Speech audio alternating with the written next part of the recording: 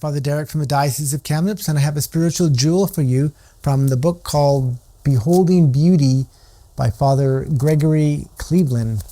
And he has a beautiful story about the bamboo trees, as you see behind me. They grow up to 90 feet tall. But here's the story.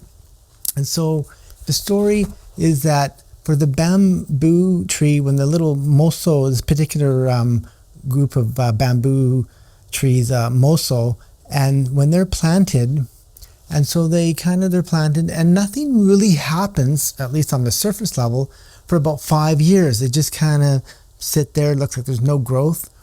But what's happening is that it's developing an incredible root system. Like it just reaches far. And it's so that after about 5 years, there's going to be an incredible growth spurt that where the bamboos now grow, and it can grow at 90 feet high in about 6 weeks.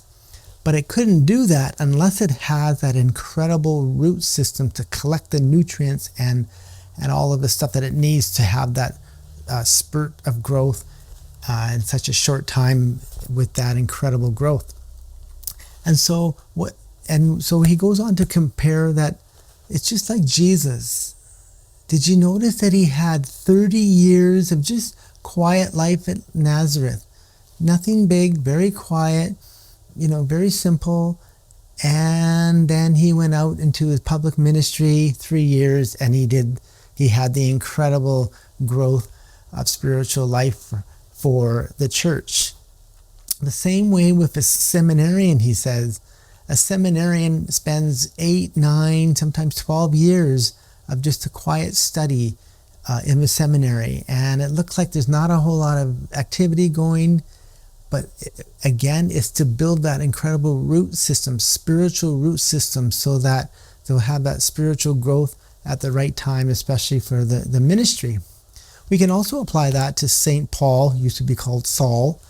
And so when he had his conversion, and his name from Saul changed to Paul, so we have St. Paul. And you think, he went right into the ministry. Well, there was actually 3 years where he went into the desert, and he just had the quiet time. And there was also another time we were into Tarsus, where he's originally associated with, for 5 years, just the quiet solitude time.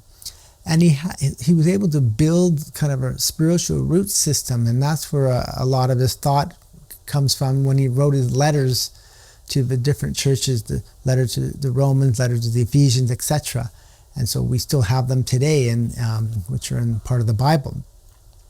And so when we have our quiet time, just a simple life at home, as with our children, rather than life being so busy and doing this and doing that and going to all of these soccer practices and this practice and that practice and busy.